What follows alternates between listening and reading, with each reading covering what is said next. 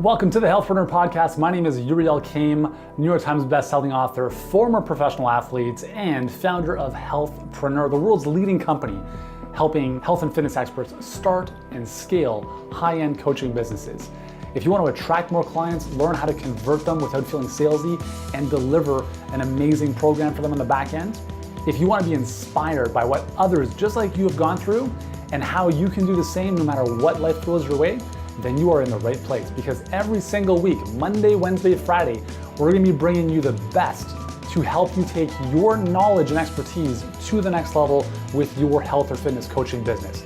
And if you enjoy what you see and hear and would like to take your business to the next level, then I invite you to check out our free online training over at healthpreneurgroup.com/training. And for now, let's get into today's episode.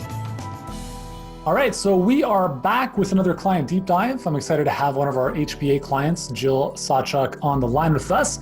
And I just want to give you a little bit of context as to who she is, just in case you don't know her. If you don't, that's okay, but you will get to know her very soon. And you'll probably see her around the interwebs in a big way. Anyway, so Jill helps people liberate themselves from limiting patterns, and she uses primarily movements. She has a special kind of yoga that she teaches, breath awareness, and her intuition to create some amazing results for her clients. And we've had some fun together in the program so far, and I'm excited to go a little bit deeper with you in this conversation. So Jill, what specifically can I help you with over the next 20 minutes? I think it's just getting clear on how to tighten everything up that I've already learned in the program already. I'm taking a small break over Christmas, and I'm going to teach with my teacher, and I plan to go back over all the modules. I know you've added some things in there post, when I went through it. Yep. So I'm just taking a little time. I've paused my Facebook ads because I'm away, and I don't really anticipate wanting to take calls, and my program doesn't start until January 21st. So just kind of any insight you have in that month. I want to do record more videos and tighten up my own program, and anything else that you see that I could use that kind of pause time to make what I'm launching just more powerful and more. Yeah, totally. Clear. So just so I understand, you're taking about a month off. You want to use that space to focus on the delivery side of your of this funnel. So the coaching program itself, how to make it as amazing as possible so that when you're ready to rock and roll, you have it really dialed in. And then you just feel really good about what you're offering clients. Is that right? Yeah, exactly. And the other side of it is just that Facebook bit, which I know you know how much I struggled in that. So I went through it, and I got through my fear and all my mental blocks of that. But I'd love to re-look at all those modules and just tighten up my ads and then plan them out so they're really clear, that I have this ad 1, variation 2, or all of that. Just get really clear so I'm not wasting time or money there. Yeah, totally. We can talk about both. So let's talk about the program. So as I've said before, your program will get exponentially better the more you do it and the more clients come through it. That's the best way you're going to get feedback. You're going to find out, just like with what we have, you find out where people get stuck and you figure out how you can make it less sticky for them in the future, or for people going through the program in the future. And that's the best way to make your program as amazing as possible, is having clients go through it and understanding that it's never going to be perfect, and it doesn't have to be perfect before you enroll those first clients, right? Yeah. So your first clients will have a great experience. They'll transform their lives. And the next time people go through it, those people will have a slightly better version of that program. And the next people have a slightly better version of it, and just allow that to be part of the process. So just continual improvement. And it's not to say that the first people are getting the cheap version, because they're still getting a great results from your guidance. So what do you, when you say, for you in your mind, when you think about, I want to really solidify this and get, clear about what's being delivered. What does that look like for you? Where are you not 100% clear on, or is there any kind of cloudiness or fogginess around that we can clear up here? Not what I'm offering. No, I think I'm really clear about what I do. And Amy and I were talking, I was like, no, I'm swimming in my own Kool-Aid. I don't doubt what I do at all. I think more it's the launching of it. I want it to be really in alignment with who I am. I don't want it to be kind of this generic, what everybody else sees and is doing. I want to kind of yeah, just I feel like I've taken everything you've given us, which is incredible, and now it's here, and I just want to put my own kind of voice and flavor, and maybe even some just more creative, brilliance, whatever comes to me in that pause. Does that make sense? Yeah, totally. And you should. I mean, for anyone watching or listening to this, it's really important to follow some type of framework, but 100% you have to put your own voice into that. Where we've seen some clients veer off a little bit is when they try to reinvent the wheel. They're trying to get too creative too soon. It's like, let's just get some like stability first. Then when you're making some good dough and you've got everything dialed in, then you can start playing around with some more innovative things. So when you say kind of like adding your own voice, what, like, are you talking about like the messaging, the marketing of it? What does that mean exactly? Yeah, I think, when I wrote the Facebook ads initially, I just took your template like word for word and put obviously my own ideas into it, but I'd like to spend a little bit more time in that copy and just make sure that it really is in alignment with what I'm offering, that there isn't like this just kind of like other piece of it that won't be, unified in what I'm doing. Yeah, for sure. Totally. And then I also had a little bit of question about offering, like I know we're always using images for our copy and our Facebook ads, but is it a good idea, or is that something ridiculous to think that we could use a video? It's not ridiculous. I would just, as we recommend, let's get the fundamentals down first. So let's nail your key metrics using image ads, right? So we're going to use a Facebook ad. And again, 100%, you should totally put in your lingo, your language, your vibe. But the key thing, Jill, is that you understand the framework of those ads. So if you're listening to the podcast or if you're watching this on YouTube, we give our clients a number of ad templates that are cookie cutter. They work extremely well in our business, and we give you guys the templates. So you can directly just insert your stuff where needed. And if you want to go off a little bit, if you need to, just make sure that you're hitting those really important pieces, because if you can look at the framework, and obviously we give you the structure of how it all works, as long as you're hitting the major pieces, that's what's most important. So as an example, if we talk about story, for instance, we talk about star, struggle, discovery, results. If you miss the struggle, your ad is toast, right? Because now you don't have a way for people to connect with you and they don't understand what you've gone through.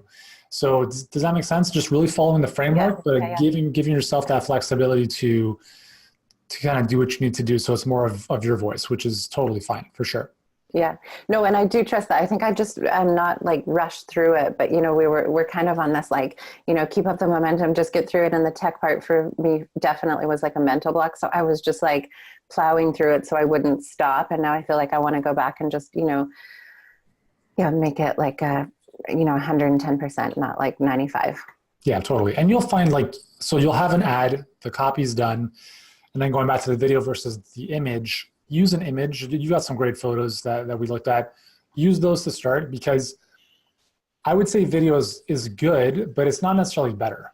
And I would it's like the next layer of what should we test next, like later down the road.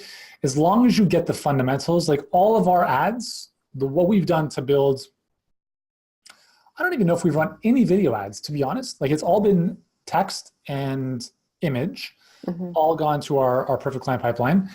And the only time we've used video has been for kind of just goodwill content, putting it out there. But honestly, even those, they don't perform well.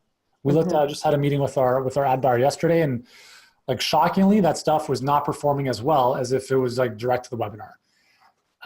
So with that said, let's start with the image, get that dialed in. Once you've got a good foundation for your couple of winning image ads, then you can start exploring video and using those and looking at, does that make more sense? Is it costing me more? Is it costing me less? And then you can just go with what feels right to you. And then looking at your metrics, because if it feels right to you, but your metrics are terrible, then you just have to be like, let's be honest, like I'm not in the game of losing money, right? We want to be smart about this. But video, I think, is great. And I would strongly encourage you to do it if you enjoy it. But let's get the fundamentals down. Let's get that foundation running, and then you can add that stuff on top after.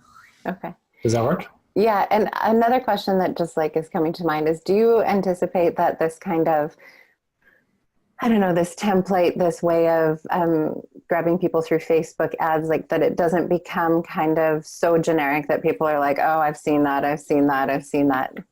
It could be. I mean, yeah, like there's how many people on Facebook? 1 billion? Mm-hmm. Right? So there's the opportunity perhaps where there might be some overlap, where there might be like, I've seen this type of thing before. Listen, like in our space, there are no shortage of coaches talking about how to attract more clients. Like it's like probably everyone sees it every third post on Facebook.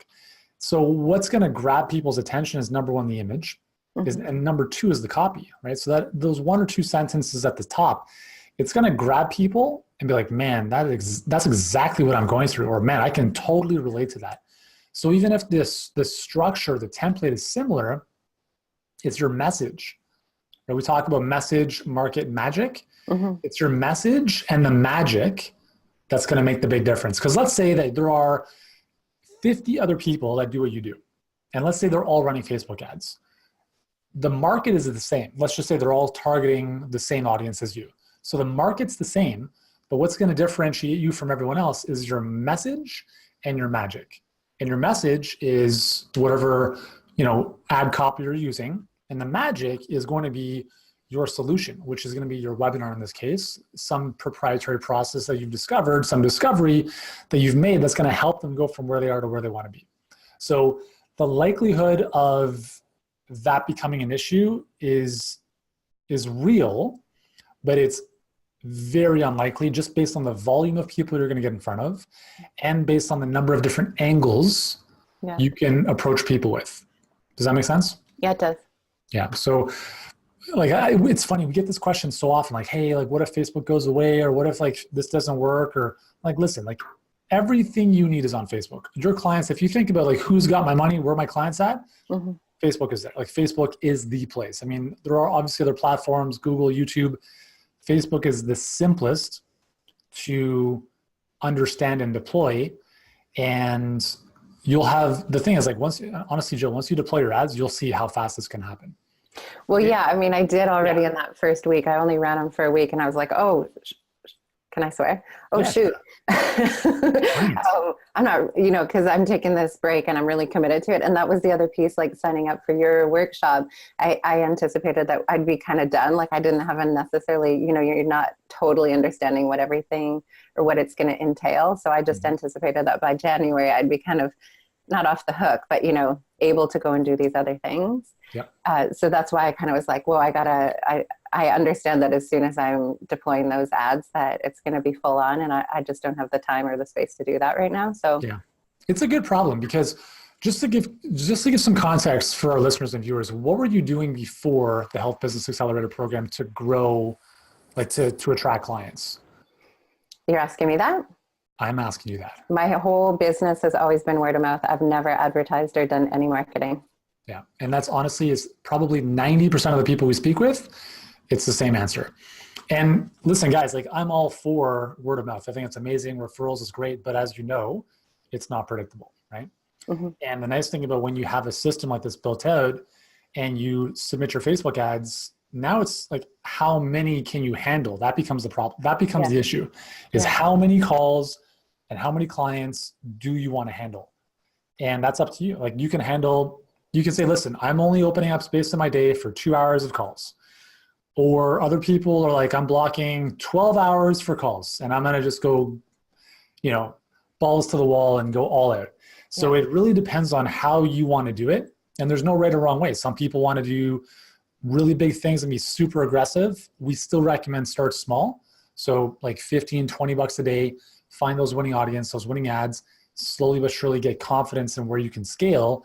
And then when you're there, it's like, man, it's amazing to be able to predictably step away from not having to worry about how am I getting new clients coming in and now focus on the delivery a lot more, which is really where the magic is. And most coaches and teachers like ourselves really want to focus on the teaching, on the creation, on the delivery, and not so much on like getting more people coming in, right? Absolutely. Yeah, that's where I'm at for sure. Yeah. So this is what this allows you to free up. Okay. So what, like, is there any, so has that have we answered your question that you wanted tackled earlier? Yeah. Yeah or yes? Yes. Yes. Cool. Is there Yeah. anything else you want to explore while we have a few minutes together? I would love to hear your opinion. You know, those, I don't know if you saw both images that I was using for that initial week of ads, but I was surprised to see that the one where I was leaning against the tree did much less, got me many less leads than an image of me and my daughter, just super casual. So do you find that that's across the board? That's a great question. And this is so much fun because we all have these preconceived notions of like, I have to have these beautiful pictures and professional photographer. It's got to be like Instagram quality. The reality is some of that stuff can work, but ultimately the answer is what you just said is when you ran the ads, you found out this one worked better than this one. And that's at the end of the day, it doesn't matter what I think. It doesn't matter what anyone else thinks. What matters is what is the market telling you? And the market told you that other image of you and your daughter worked better, which means at least for that audience and that ad, that was the winning image. And you just continue working with that. In general, if you're using images that are just natural and casual and social, that's probably going to do better. So images of you, so the purpose of the image is to stop somebody in their tracks. It's going to stop the scroll and it's going to just, hold on, let me check this out. So that's the most important thing, is that it capture their attention, and it should be congruent with the, I guess, the ultimate aspiration of your client. So the ultimate aspiration of your client might be more happiness, more connection with their family, and that image of you and your daughter might speak to that. Right? It doesn't have to be exactly about the product or the coaching or the webinar. It can be completely out of left field. So I think I've showed you guys this. Like, we have a picture of me and my family on the beach, which has nothing to do with our webinar or business, but it's one of our top performing ads because something about it stops people in their tracks. It speaks to freedom, happiness, family, which are values that our clients hold in high esteem. So find those images. And honestly, if you're just taking it off your smartphone, like if you're taking a picture with you and you're just doing stuff, right, randomly, and if it's a good picture, it's clear, it's got some nice colors to it, close-ups of the faces are always a good thing. And at the end of the day, if you think it's a good image to test it out. And then Facebook will tell you, this one's doing better than this one. And then you know. Yeah. And as far as the webinar, I've heard you say this before, like I just, again, lots of that techie stuff, the stuff that was out of my scope of knowledge, I just kind of like plowed through. Do you think it's worth going back and refining the webinar? How much do you think that matters? I think it matters when you start having a lot of calls booked or not having any calls booked. So problem number one is you have leads coming in, they're watching the webinar, but no one's booking a call. There's some disconnect there. So that's when you want to look at, where is this breaking down? Second problem is you have a lot of people booking calls, but you find that a lot of them are not qualified. You get on the phone with them, you're like, how did you even book this call? If that's the case, you can just go back to the end of your webinar and clean up the criteria. Like, this is for, this is not for, because you're going to find, like, I'm speaking to people who keep bringing this thing up again, over and over again. I'm like, I don't want to deal with that. So go back into the webinar and address that right in that section of the webinar so that you're not attracting those people onto the phone in the first place. So those are the two scenarios where I would look at maybe improving things. And again, you have to give yourself enough data to say, okay, I'm going to start making some adjustments here. If you've had 10 people watch the webinar, it's not enough data. You want at least, I would say, several hundred people before you start making those kind of adjustments. Okay, that's helpful. Does that make sense? Yeah. Cool, awesome. Well, Jill, has this been helpful? Yeah, it has. And Yuri, I did just want to say thank you, because you have gathered an awesome tribe of people, like everybody that has helped me, Amy and Stephanie and Cody, and I know there's a whole bunch of more awesome people on your team. You're really doing a good thing. Thank you. Thank you very much. Let me ask you, if someone were thinking about enrolling in our Health Business Accelerator program and they're thinking to themselves, man, like, I don't know, I've been burned before, I've done their coaching programs. Is this going to be better? Is this going to be different? Is this going to work? What would you tell them? Yeah, I would just say that this program definitely has integrity, which is one of my core values. And I think that's what attracted me to it in the first place. I totally believe in that kind of energetic feel. And everybody that I've worked with, honestly, you guys have really been there for me. And you know personally, like how much I was struggling, and you personally reached out. And yeah, it's not just some kind of generic money making program. I think you guys really do want to help us, and that definitely has been my experience. Awesome. Yeah, thank you. And it's that's, again, you attract what you put out, right? So you will attract the exact clients you want based on who you are. And it's, yeah, that's, we try to work with integrity and do the best we can. And as you said, it's not easy. This is a process that you're going to go through those ups and downs. Like when we jumped on the phone and we went through the Facebook ads manager stuff, there are times where you're like hitting your head against the wall. Not all the time, but there are times where that can happen. But that's, with anything worthwhile, there's going to be challenges. There might be struggles. And if it's meaningful to you, you'll put in the work, and together we'll figure out a solution and make it happen. So you're a great example of that. And you're at the point now where you're ready to just about deploy. So you'll have that nice time off in Mexico, and you'll come back. And I'll tell you, from my experience, whenever I travel, everything is better on the back end of that. Yeah, totally. Because you have so much clarity of space and thinking. And when you come back, you're just fully energized, and amazing things can happen. So I'm pumped to see how all this unfolds for you. And I want to thank you for taking the time and sharing a little bit of what's going on and how we could help with that. So thanks so much, Jill. Yeah, thank you, Yuri. Hey, thanks so much for joining us on this episode of the Healthpreneur podcast. If you've enjoyed this episode, here's what I'd like you to do right now. If you haven't done so already, please subscribe to the Healthpreneur podcast on iTunes. And while you're there, leave us a rating or review. It helps us get in front of more people and change more lives. And if you're ready to start or scale your health or fitness coaching business and want to start getting in front of more people, working with them at a higher level without trading time for money, then I invite you to check out our free 7-figure health business blueprint training, totally free right now. And you can do so at healthpreneurgroup.com/training. For now, thank you so much for joining us. Continue to be great, do great, and I look forward to seeing you in the next episode.